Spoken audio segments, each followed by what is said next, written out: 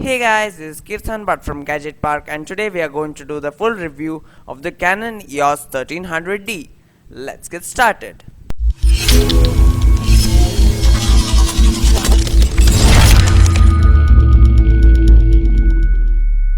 I have covered the unboxing part of the video, and I'll be linking it somewhere over here. Please do check that out before watching this video because it'll help you know how to initialize it, how to fix it. First, let's come to the build. It's completely made out of high quality plastic and it has rubber at some areas where you hold. It feels nice, and coming to the weight, yeah, it's a quite compact DSLR and it's an entry level DSLR by Canon, so it's very compact and we can just hold it in one hand. There's no issues with it where it's not required to hold in two hands, so it's quite good. And coming to the buttons, all the buttons are in the right side of the camera, so whatever you want to do you can choose it at the right side. And at the top you have the knob which you can use for setting the options like the modes, etc. It has a good number of modes. And next we have some more buttons like the playback button, the menu button, and the display button, whereas we had the menu buttons at this end of the camera in the older versions like the 1200D. Next we have zoom and unzoom buttons over here, and at the top we have power buttons and a flash button which only works when you're in manual mode, complete manual mode. If you yeah. And here is a scroll which I'll be showing you in some time. Next we have the shutter button which works really well. And that's about the build. It's quite sturdy, and at the price point you get a very compact and light camera. I would like to say that without the lens, only the body is quite compact and it's very light to hold, guys. With the lens also it's about 650 to 700 grams. Next, coming to the features, it's completely packed with features where you can set everything, the ISO, aperture, white balance, everything. And in the manual mode you can do everything whatever you want. There is no restrictions for that. In the manual mode you get each and every option of the camera which helps us shoot big pictures, better pictures. And ISO in this is from 100 to 6400, so it takes some good pictures in low lighting conditions also. Next we have the battery. The battery is also quite impressive, whereas it lasts a long time. I normally shoot videos with it. That's about the build, and it's quite good, it's quite impressive, there's no issues with that. Next, let's go to the features, and in the features section we have a hell lot of features in this. It's completely filled with features. As you can see, if we are in the complete manual mode, we can set the ISO, aperture, and shutter speed, etc. So it's completely automized, I have to say. We have IS2, that's image stabilization 2, also in this, and the stabilizer works very well in this. And we can choose it as autofocus or manual focus. In this video I am using the standard 18 to 55 mm lens for the review, and we get one more 55 to 250 mm lens also for the particular camera. It is a dual kit lens system, whereas I have a single kit lens, and it works fine with that. There's no issues with that.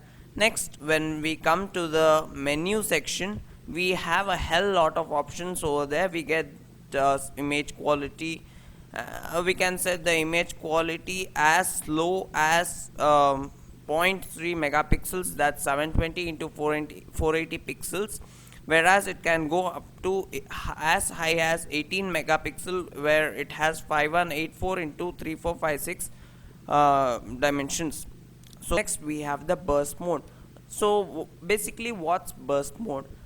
Burst mode is something that how many pics you take in a particular seconds. As I have observed, we can take up to three pictures per second, and it's not that incredible. So I can't suggest you this camera if you want to use it for taking pictures of birds or something like sports. I don't think it will be a great thing if you want to take a picture of a person running. I don't think it will work over there properly because the shutter speed is not that great over here. Next we have the screen, and the screen is a 3-inch screen, which is really bright and which is really good enough for amateurs like me, and I feel that it's completely good. But I have something to say. This screen is not removable, guys. We can't flip this screen, so that if we flip the screen, we can just turn the screen over here like in the T6i. We just use it, and while recording I can use it. So this feature is not available in this product, so I have something bad about this product in this. Next comes the mic. I have to say, as usual, as normal DSLRs, it's not good. The mic is not good. Even the wind filter does not work well, and I'm not satisfied with the mic and speakers. So that's okay with that. And next we have the ports over here, and one we have a port for remote, and another port for transferring files to your PC, and another is a mini HDMI out, by which you can connect your cameras to your TVs or computers. So you can do that, and that's a main thing in this. And a new feature in this 1300D is Wi-Fi and NFC. In Wi-Fi and NFC, it works really well. So why use Wi-Fi for this camera? What's so special about it? I want to say, in this new younger generation, this camera is made for the younger generation and not for the professionals. So the younger generations nowadays want to share their pictures on Instagram or Facebook. So it's quite good.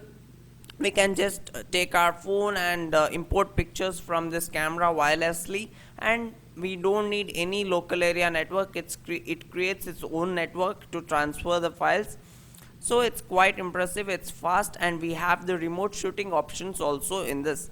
By the remote shooting options, we can take pictures from the phone by keeping the camera far away, and the maximum distance is 10 meters. I have tried it out, and it works for 10 meters easily.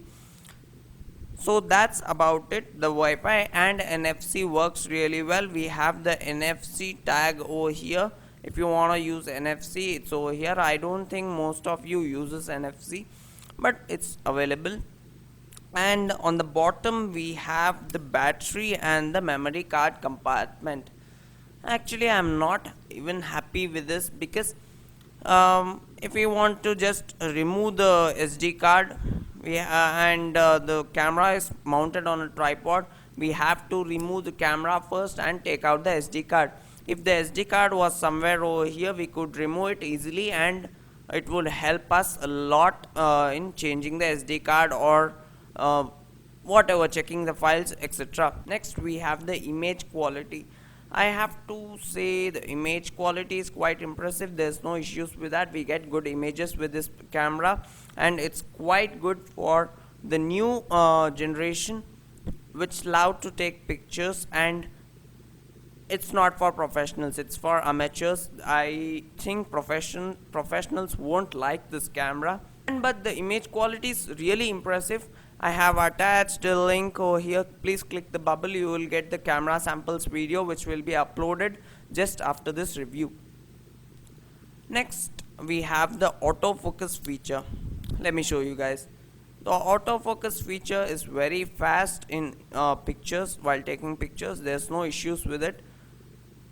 But when you come to manual focus, this makes this sound. So I hate this sound.